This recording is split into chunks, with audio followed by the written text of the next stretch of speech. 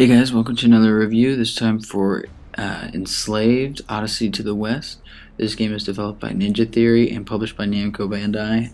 Ninja Theory were the guys who brought us previously Heavenly Sword, a sort of God of War clone on the PS3. This is a action-adventure platformer that is loosely based on the ancient Chinese story Journey to the West. It's set 150 years in the future in a sort of post-apocalyptic America. You play as Monkey, a sort of loner character, but has the brute strength and kind of a warrior mentality. And then the other main character in the game is Trip, who is more tech savvy and not as physically adept. Basically what happens is you start the game as Monkey, you wake up in a slave ship that's being run by these mechs that are left over from the I guess gigantic war that basically made this what it is, a post-apocalyptic setting. And you see Trip escaping, the ship crashes, and so Trip and Monkey the only ones to get out. When Monkey wakes up, he realizes that Trip has put on a headband, for a slave headband, so she's basically forcing him to get her home safely. So their initial dynamic starts off as one where he's rather reluctantly doing what she says. He really just kind of wants to kill her, and she doesn't really care what happens to him as long as he gets her back home. And just the way that the headbands worked, if her heartbeat ever stops, then it will also kill Monkey. So he's being forced to do this. Like I said, it's a sort of action-adventure platformer. It's definitely influenced, I think, by Uncharted in its platforming bits.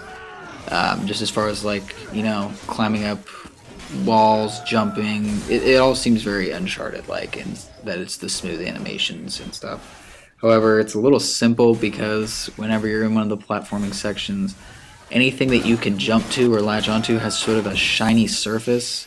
So basically, if you just kind of mash the X or the A button, whatever it is, to jump, and then keep pushing the joystick in the general direction you need to go, you'll be fine.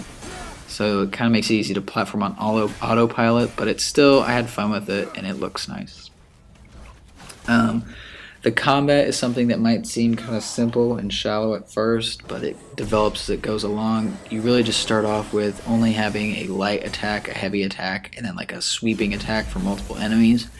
But later you gain the ability to do counters, charge up attacks. You're able to actually use your staff, Monkey's staff, as sort of a gun in parts, to be able to fire it in a sense, as in you can shoot just regular laser rounds, and you can also shoot stun rounds, and you'll fight different enemy types, some that have shields that you have to get through first, etc.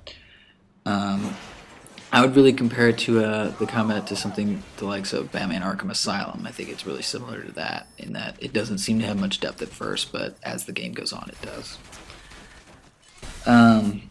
There's definitely some really nice graphics in this game. I really like that it takes a different approach of post-apocalyptic setting, in that it's not all dark browns and grays and brown. It's much more colorful, and it's a very nice showing of the engine that they're using. I think it might be the Unreal Engine. I'm not sure, but it's very nice. It looks nice. The facial animations are excellent, and the mocap work that they did here definitely pays off, because it's very easy to see just how fluid the characters move and speak. Like I said, these characters are just fully realized, and they're really fleshed out and easy to connect with. They're just well written, and they're people that you will grow to like and care about over the course of the game and the story.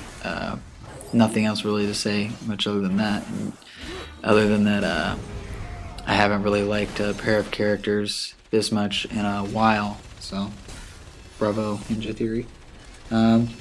I guess my one real complaint about this game is that the story is great up until the last chapter or so, where it feels like it just kind of makes a departure, and they just kind of had to end it, or felt they had to end it.